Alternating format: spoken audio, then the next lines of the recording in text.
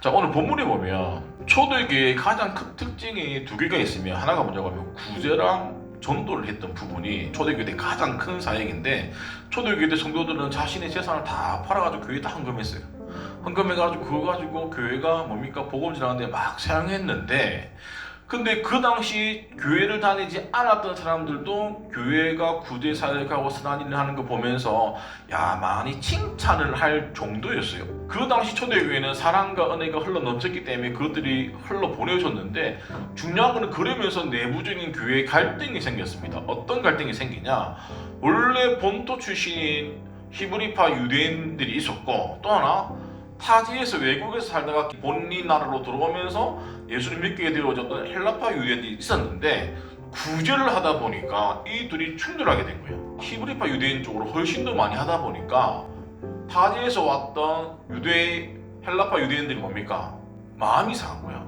누구를 편애를 하다 보니까 뭡니까? 그것들이 있어서 불균형이 생기니까 그게 판이 갈라지고, 또 하나 사람은 나의 그 목소리를 내기 위해서는 반드시 내 주위에 있는 사람들을 뭡니까? 선동합니다.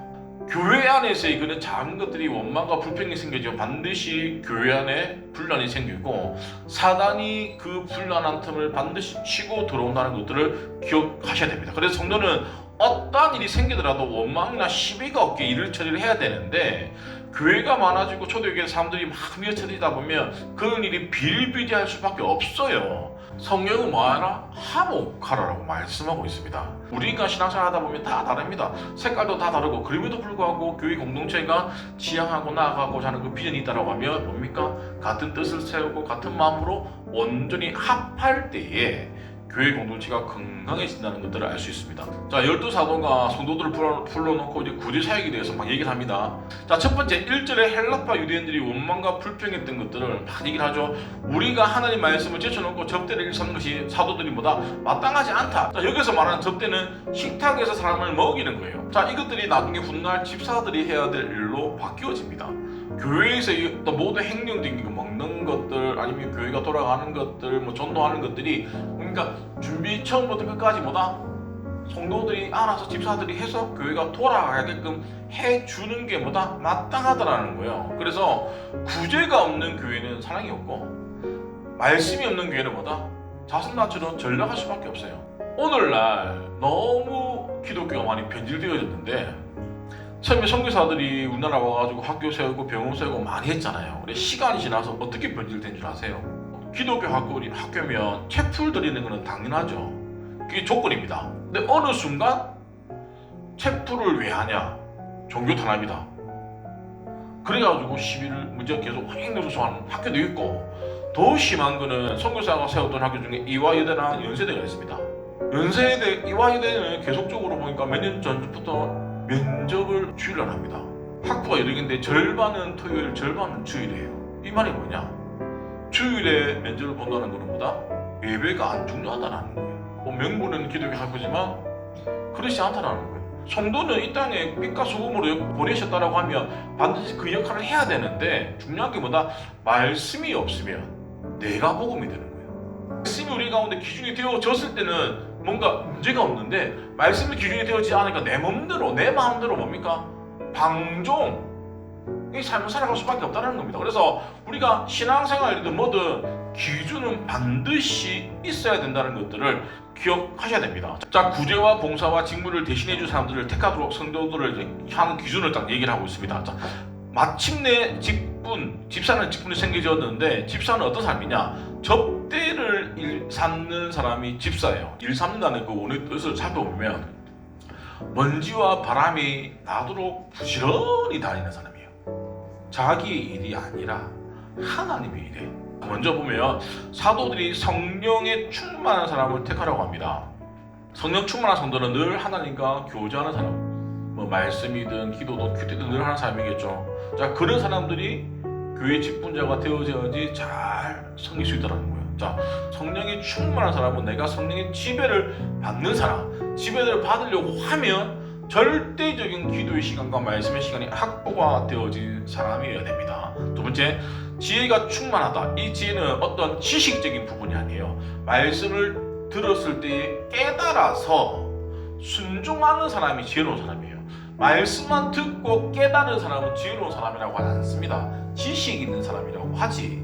말씀대로 살아가는 사람은 반드시 영분별을 할 수 있어야 됩니다.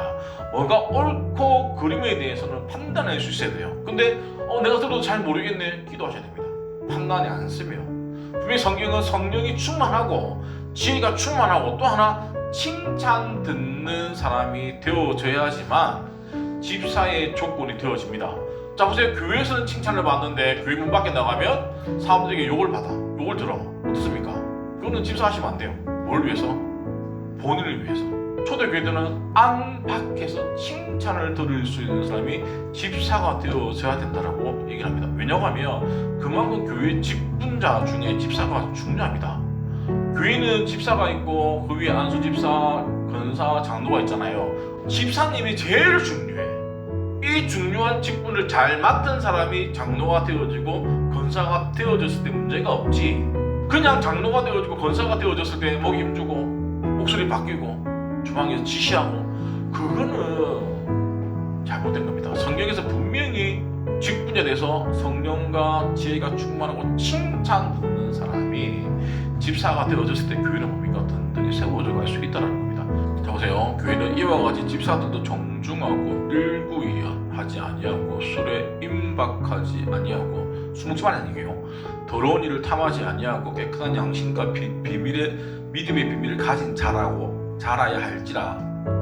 중요한 게 뭐냐고 하면 먼저 시험하여 보고라고 했어요. 그리고 책망할 것이 없으면 집사의 직분을 맡기라고 했습니다. 그냥 1년 되어졌으니까 그냥 서명하시면 집사 됩니다. 집사 해마다. 성경은 그렇게 절대로 말씀하고 있지 않아요. 왜냐고 하면 너무너무 중요한 직분이기 때문에. 집사라는 직분이 집사를 받아가지고 뭡니까? 감당하지 못하면 교회의 덕이 안 된다는 거예요. 첫째는 본인한테 덕이 안 되고 교회 덕이 되어지지 않기 때문에 집사의 기준은 보다 명확하고 기준이 있어야 됩니다. 자, 내가 만약에 오늘 소개를 듣고 집사의 직분에 있어서 내가 근도 영향이 안 되면 안 하셔도 돼요. 근데 보세요. 내가 집사의 직분을 하면서 부담감이 크지만 그 부담감을 안고 내가 한 해 동안 열심히 섬겼을 때 그 결과물이라 난 부담이 안 되니까 안 할래. 난 그냥 평신도로 했을래. 그리고 1년 보냈을 때 그 결과치는 다르다라는 거예요. 신앙은 절대로 만만하거나 쉬운 길이 아닙니다. 기독교는 특히 내가 예수를 믿으면서 마음이 편안하고 번뇌가 사라지고 평안한 마음이 있다고 하면 교회만 왔다 갔다 하는 사람이에요. 자신의 십자가를 지고 가는 사람은 절대로 평안하게 신앙생활을 할 수가 없어요. 옛날에는 내 마음대로 살았지만 예수를 믿고 나서 주인이 바뀌어졌음에도 불구하고 주인 행세를 하면 잘못된 거겠죠. 주인의 자리에서 내가 내려오면 그때부터 힘듦이 연속이라는 거예요. 내가 하고 싶은 건 뭐하지? 누리고 싶은 건 뭐하지? 그럼에도 불구하고 내가 예수 그리스도 따라가는 그 길이 험난하지만 반드시 보상이 있다는 것들을 기억하셔야 됩니다. 자, 집사를 세우는 목적이 이겁니다. 목회자는 오로지 기도하는 일과 말씀을 하는데 힘쓰기 위해서보다 나머지들은 집사님들이 다 해결해 주는 거예요. 그래서 말씀 사역자는 오로지 말씀을 선포하고 가르치고 기도하는 일에 전념할 수 있도록, 그리고 내가 목회를 잘 할 수 있도록 집사들은 뭡니까? 서포트를 해주셔야 되는 거예요. 어떻게 해요? 기도로 서포트를 해주셔야 됩니다. 제일 항상. 그리고 뭐다? 필요한 것들 있으면 채워주셔야 돼요. 내가 당연히 목회를 잘 할 수 있도록 서포트를 해주는 게 내 일이라고 생각해야지. 목사는 그 마음을 받아서 열심히 사역해가지고 교회가 돌아가는 거예요. 성도들이 함께 하니까 해 나갈 수도 있는 거예요. 결국에는 직분자가 그만큼 너무너무 중요하다는 것들. 그래서 집사들은 목사가 말씀 선포와 기도와 가르침에 전혀 전무할 수 있도록 모든 생활의 근심이라든지 걱정을 뭐다 안 할 수 있도록 하는 게 사명이라는 거예요. 초대교회가 이렇게 했기 때문에 부흥했다는 거예요. 교회가 생각하려고 하면 말씀대로 살아야지. 그게 설령 내 마음에 안 들더라도 방법이 없어. 성경이 말하는 거라서. 저는 성경이 말하는 것들을 저는 그냥 전달할 뿐이에요. 그래서 건강한 교회는 건강한 집사가 건강한 교회를 세운다는 것들을 믿으시기 바랍니다. 자, 마지막으로 우리 집사님들만 한번 읽고 마칠게요. 시작. 그리고 맡은 자들에게 구할 것은 충성이니라. 아멘.